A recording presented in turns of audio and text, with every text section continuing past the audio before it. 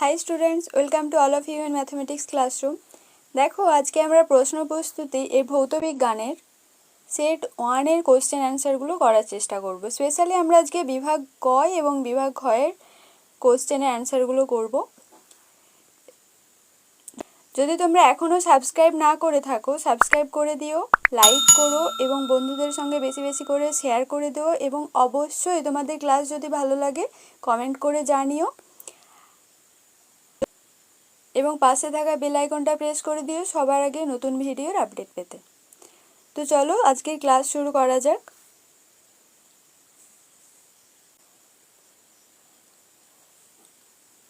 দেখো first question কি আছে, দেখো বিভাগ ক। বিভাগ ক এর ফার্স্ট কোশ্চেন আছে, একের দাগের কোশ্চেনগুলো হচ্ছে এমসিকিউ, বহু বিকল্প ভিত্তিক প্রশ্ন, সঠিক উত্তরটি নির্বাচন করতে হবে আমাদের। তো প্রত্যেকটা কোশ্চেনের মান আমাদের এখানে 1। এখানে দেখো একের দাগে একে দেওয়া আছে কোনটি জীবাশ্ম জ্বালানি নয়। অপশন আছে ডিজেল, পেট্রোল, কয়লা, সৌরশক্তি। এদের মধ্যে কারেক্ট অপশন হবে সৌরশক্তি, অর্থাৎ অপশন ডি। নেক্সট দেখো প্রদত্ত কোনটি 303 কেলভিনের সমান। আচ্ছা, কেলভিন স্কেলে 0 ডিগ্রি সেলসিয়াস উষ্ণতার মান হয় 273 কেলভিন। তো তাহলে 303 কেলভিন কত ডিগ্রির সমান হবে? আমরা 303 থেকে 273 যদি বিয়োগ করে দিই তাহলে আমাদের কত আসছে? 373।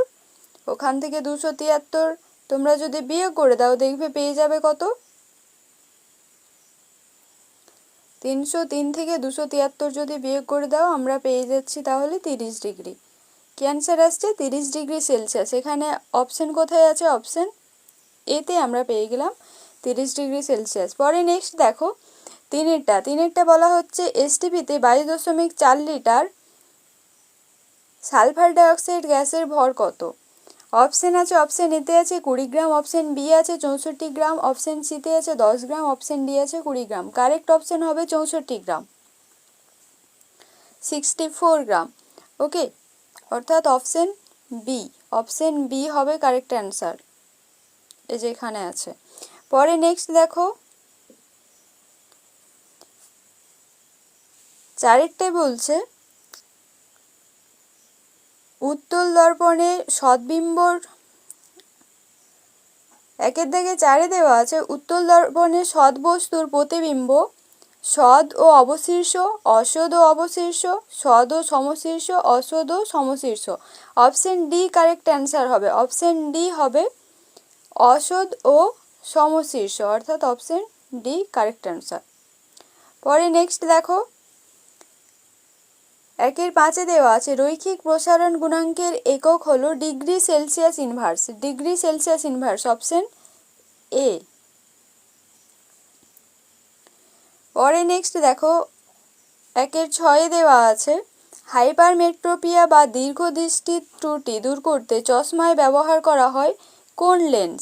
এখানে আমরা উত্তল লেন্স ব্যবহার করি, অপশন এ হবে কারেক্ট অ্যান্সার। পরে নেক্সট দেখো বিভিন্ন প্রকার তেজস্ক্রিয় বিকিরণের মধ্যে তড়িৎচুম্বকীয় তরঙ্গ হলো আলফা রশ্মি, গামা রশ্মি, এক্স রশ্মি, বিটা রশ্মি। এদের মধ্যে কারেক্ট অ্যান্সার হবে গামা রশ্মি, অপশন বি। পরে নেক্সট দেখো 1 কুলম সমান, তো এখানে 1 কুলম সমান হবে 3 × 10⁻⁻8 ESU, 3 × 10⁻19 ESU, 3 × 10⁻9 ESU, 3 × 10⁻10 ESU। এখানে অপশন সি হবে কারেক্ট অ্যান্সার, 3 × 10⁻9 ইলেকট্রোস্ট্যাটিক ইউনিট, অর্থাৎ ESU। ওকে, অপশন সি। একের দাগে 9-এ দেখো এখানে দেওয়া আছে রোধাঙ্কের সিজিএস একক হলো ohm centimetre, option A is correct answer. পরে নেক্সট দেখো কোনটি নিক্টোজেন মৌল? এখানের মধ্যে নিক্টোজেন মৌল সালফার, ফসফরাস, পটাশিয়াম, সোডিয়াম। এদের মধ্যে নিক্টোজেন মৌল হলো ফসফরাস, অর্থাৎ অপশন বি হবে কারেক্ট অ্যান্সার। পরে নেক্সট দেখো একের দাগে 11-এ আছে কোনটিতে অষ্টক সূত্র প্রযোজ্য নয়? লিথিয়াম হাইড্রাইডের ক্ষেত্রে অষ্টক সূত্র প্রযোজ্য নয়। LiH অর্থাৎ অপশন এতে আছে, কারণ NH3CH4HCl এগুলো কোনোটাই হবে না, LiHটা হবে, অর্থাৎ লিথিয়াম হাইড্রাইড।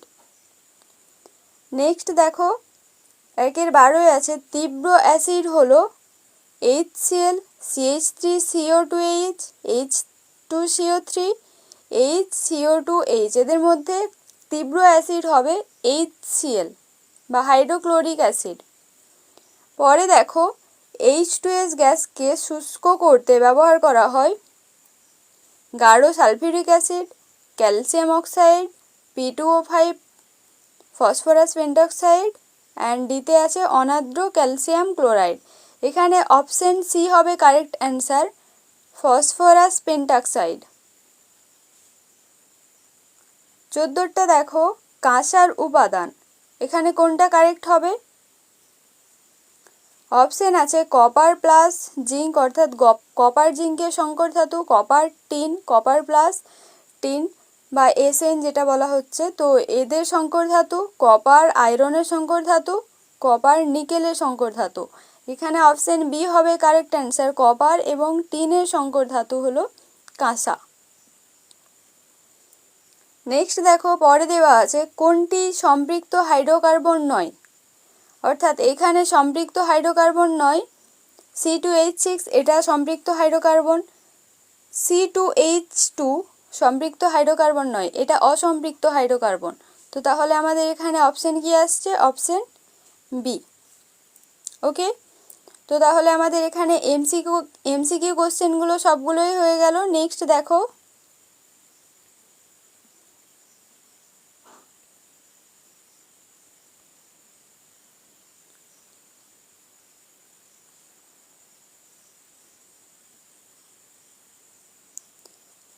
দেখো 2-এর দাগ, বিভাগ ঘ এর 2-এর দাগে আছে নিম্নলিখিত প্রশ্নগুলি উত্তর দাও, বিকল্প প্রশ্নগুলি লক্ষণীয়, অর্থাৎ তোমাদের অপশন দেখে করতে হবে, কতগুলো করতে হবে ওটা বিকল্প খুঁজে দেখে লিখবে। তো এখানে আমি সবগুলোই করে দিয়েছি।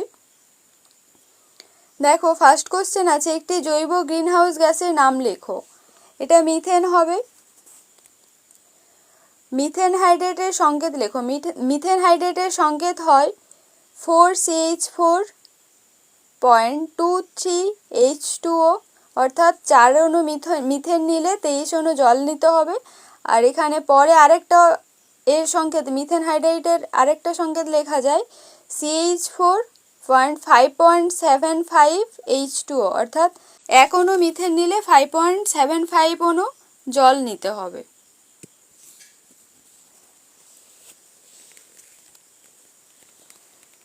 পরে নেক্সট দেখো বায়ুমণ্ডলের কোন স্তরে মেরুজ্যোতি দেখা যায়?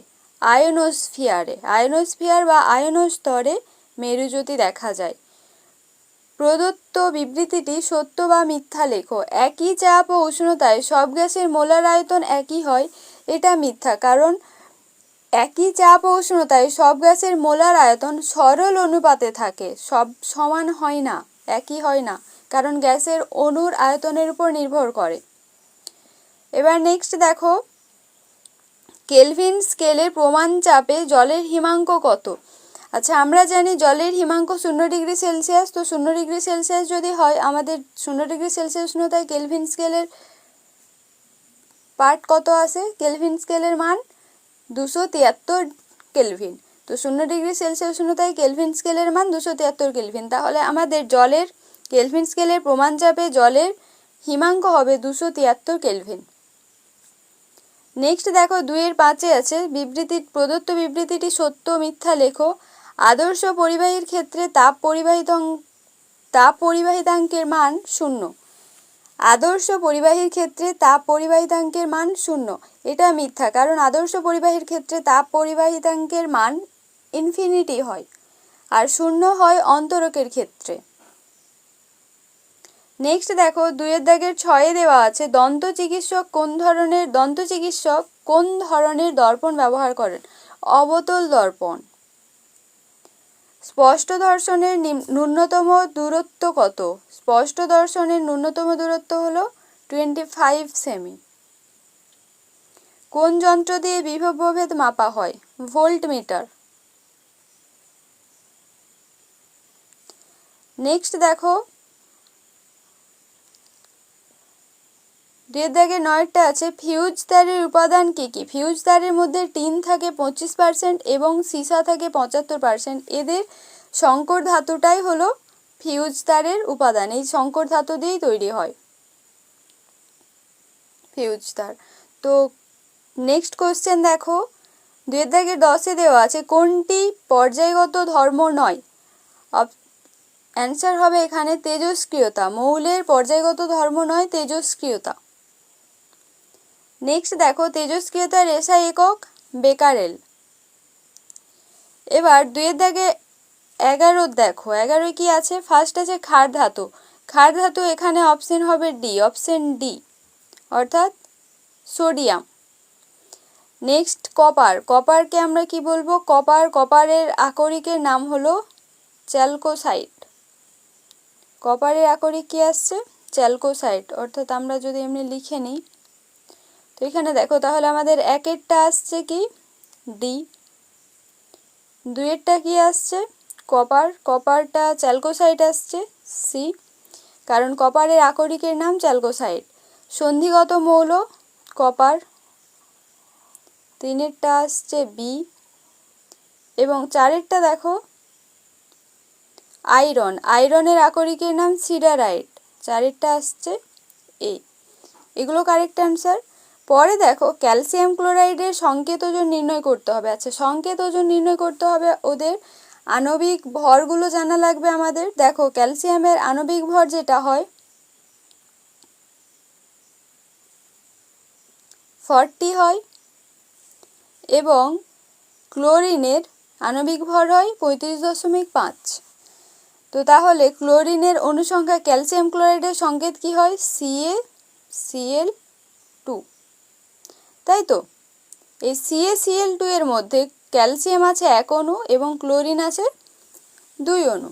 তো তাহলে ক্যালসিয়াম 1 অণু, ক্যালসিয়ামের আণবিক ভর কত আসছে আমাদের? 40 আর ক্লোরিনের 35.5। তো 2 অণু আছে, তার জন্য আমরা 2 গুণ করব, দিয়ে যদি যোগ করে দিই আমাদের অ্যান্সার চলে আসছে। নেক্সট 2 দাগে 13 কোশ্চেন আছে, তড়িৎ বিশ্লেষণের সময় ক্যাথোডে কি ধরনের বিক্রিয়া ঘটে? বিজারণ বিক্রিয়া ঘটে। তড়িৎ বিশ্লেষণ প্রক্রিয়ায় কি প্রকার তড়িৎ প্রবাহ ব্যবহার করা হয়? সমতড়িৎ প্রবাহ বা ডিসি, ডাইরেক্ট কারেন্ট বা ডিরেক্ট কারেন্ট।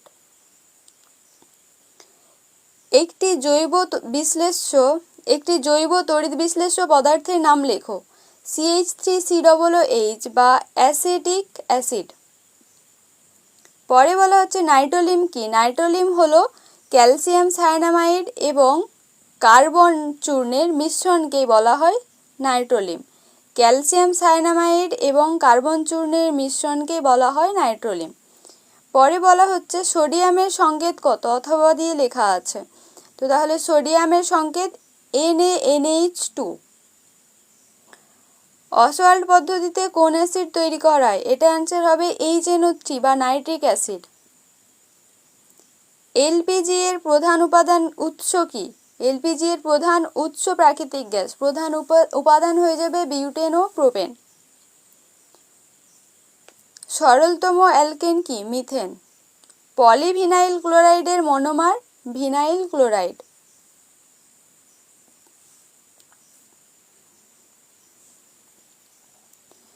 ওকে, সো আজকের ক্লাস এই পর্যন্তই। যদি তোমাদের ক্লাস ভালো লাগে থাকে, যদি তোমাদের আরও এরকম সেটের অ্যান্সার চাই, তো তোমরা কমেন্ট করে জানিও। আর সাবস্ক্রাইব করো, লাইক করো। Thank you.